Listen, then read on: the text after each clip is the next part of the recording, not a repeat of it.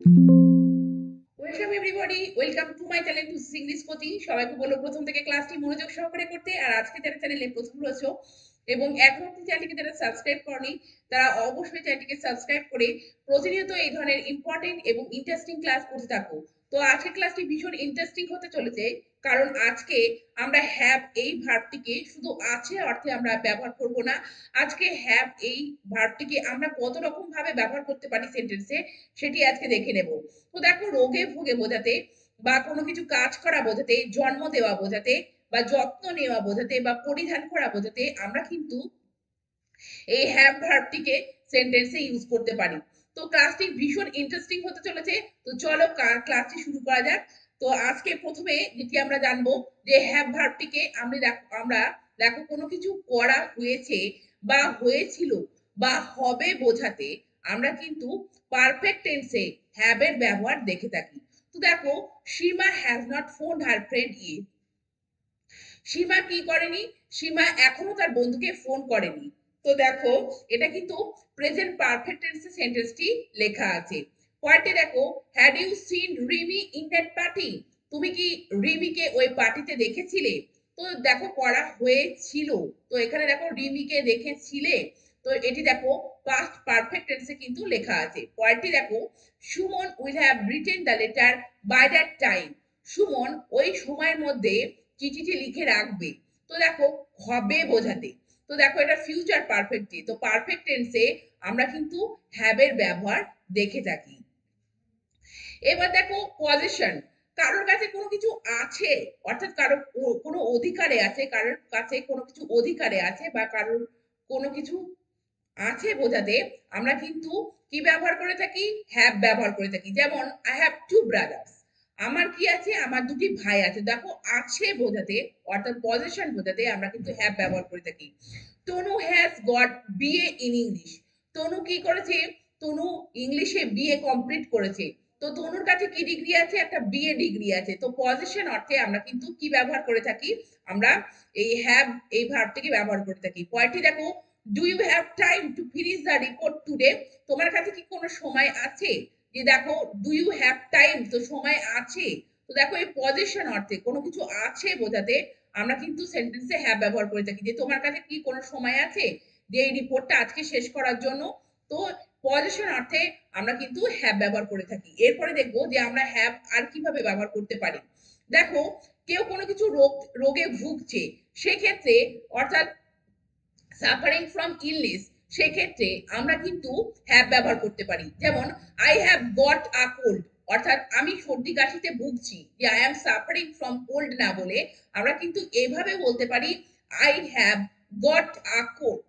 পরেরটি দেখো, কোনো কিছু কাজ করা বোঝাতে, যে কোনো কিছু কাজ করা হয়ে গিয়েছে বা কোনো কিছু কাজ করা হবে বা কোনো কিছু কাজ করা বোঝাতে আমরা কিন্তু হ্যাভ শব্দটিকে ইউজ করতে পারি। যেমন আই হ্যাড আ সুইম, মানে আই সোয়াম না বলে যে আমি সাঁতার কেটেছিলাম, এই আই সোয়াম না বলে এইভাবেও আমরা বলতে পারি আই হ্যাড আ সুইম।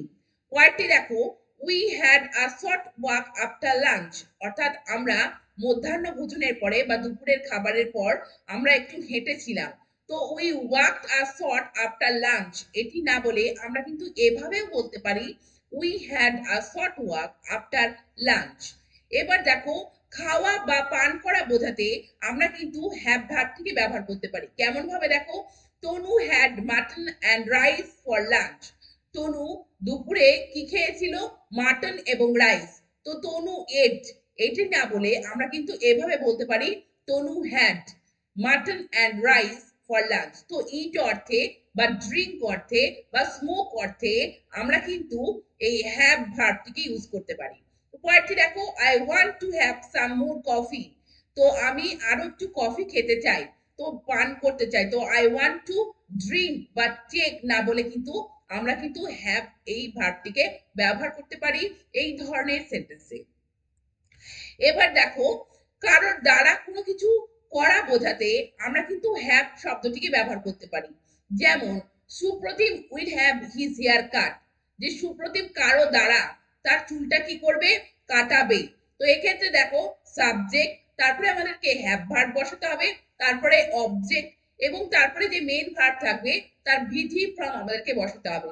তো সুপ্রতিম কারো দ্বারা, অর্থাৎ কারো দ্বারা তার চুলটা কাটাবে। তো Supratim will have his hair cut by somebody, সেই কথাটি মানে এখানে উল্লেখ করা নেই, উজ্জ্ব রয়েছে।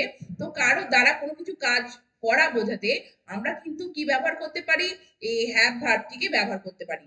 তেমন দেখো, they are having their house painted, তারা তাদের বাড়ি রং করাচ্ছে। তো কারো দ্বারা কিছু করাচ্ছে সেটি বোঝাতে কিন্তু আমরা কিন্তু এই হ্যাভ ভার্বটিকে ব্যবহার করতে পারি। যেমন দে আর হ্যাভিং, অর্থাৎ দে আর হ্যাভিং বলতে এখানে দেখো কন্টিনিউয়াসে লেখা হচ্ছে, সেই জন্য দেখো এখানে আর এবং তারপরে হ্যাভের সাথে আইএনজি ফর্ম অ্যাড করা হয়েছে। তো এখানে তারপরে দেখো অবজেক্ট হিসেবে কি করাবে, দেয়ার হাউস, এবং কি করাবে, পেন্টেড। তো পেন্টেড যে বিজলি ফর্ম পেন্টেড এখানে লেখা আছে। পরেরটি দেখো, she had her car stolen, তার গাড়িটি চুরি হয়ে গিয়েছে। তো কারোর দ্বারা চুরি হয়েছে সেটি বোঝানোর জন্য দেখো কোনো কিছু কারোর দ্বারা হয়েছে বোঝাতে আমরা কিন্তু হ্যাভ ভার্বটিকে আমরা প্লেস করে এই ধরনের সেন্টেন্স কিন্তু আমরা সহজেই বলতে পারি। তারপরে দেখো কোনো কিছু কাটানো অর্থে, অর্থাৎ কোনো কিছু অনুভব করে কোনো কিছু সময় কাটানো, সে অর্থে কিন্তু আমরা হ্যাভ শব্দটিকে ব্যবহার করতে পারি। যেমন we are having a wonderful time here in Darjeeling, অর্থাৎ উই আর স্পেন্ডিং না বলে আমরা কিন্তু উই আর হ্যাভিং এভাবেও বলতে পারি যে আমরা একটা খুব সুন্দর মুহূর্ত সময় কাটাচ্ছি কোথায়, দার্জিলিং এ। তো দেখো এখানে উই আর স্পেন্ডিং না বলে আমরা কিন্তু হ্যাভিং শব্দটি বসাতে পারি। জন্ম দেওয়া বোঝাতেও কিন্তু আমরা হ্যাভ শব্দটিকে বসাতে পারি, অর্থাৎ give birth two, to give birth two না বলে আমরা কিন্তু এইভাবে বলতে পারি যে দেখো Mithu had a baby girl yesterday, অর্থাৎ মিঠু গতকাল একটা কন্যা সন্তানের জন্ম দিয়েছে। তো মিঠু, এখানে Mithu gave birth a baby girl, gave birth to a baby girl yesterday, এটি না বলে আমরা কিন্তু এভাবে বলতে পারি যে Mithu had a baby girl yesterday. তো আমরা কোনো কিছু জন্ম দেওয়া বোঝাতেও কিন্তু আমরা হ্যাভ শব্দটিকে ইউজ করতে পারি।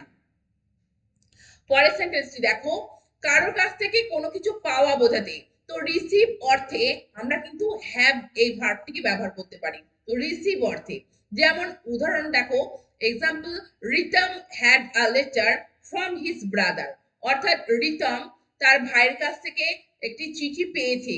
তো Ritam received a letter from his brother, এটি না বলে আমরা কিন্তু এইভাবে বলতে পারি যে Ritam had a letter from his brother. পরেরটি দেখো, they have orders coming in from all over the world, মানে দে আর রিসিভিং অর্ডার্স, মানে তারা বিশ্বের সমস্ত জায়গা থেকে কি করছে, অর্ডার পাচ্ছে। তো দে আর রিসিভিং, তো রিসিভ অর্থে আমরা রিসিভ ব্যবহার না করে আমরা কিন্তু হ্যাভ ব্যবহার করতে পারি। তো তারপরে দেখো যত্ন নেওয়া বোঝাতে, অর্থাৎ টেক কেয়ার অফ বোঝাতে আমরা কিন্তু কি ব্যবহার করতে পারি, হ্যাভ ভার্বটিকে ব্যবহার করতে পারি। যেমন নার্সটি বাচ্চাগুলির যত্ন নিচ্ছে কিছু মাস ধরে। তো the nurse is having the kids for few months.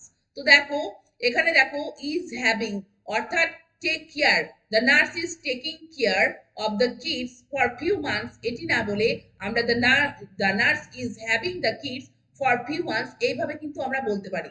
তারপরে দেখো পরিধান করা বোঝাতে আমরা কিন্তু হ্যাভ শব্দটিকে ইউজ করতে পারি। যেমন Sumita has a red jacket on, অর্থাৎ সুমিতা একটা লাল জ্যাকেট পরে আছে। যে Sumita is wearing a red jacket সেটি না বলে আমরা কিন্তু এভাবেও বলতে পারি যে Sumita has a red jacket on.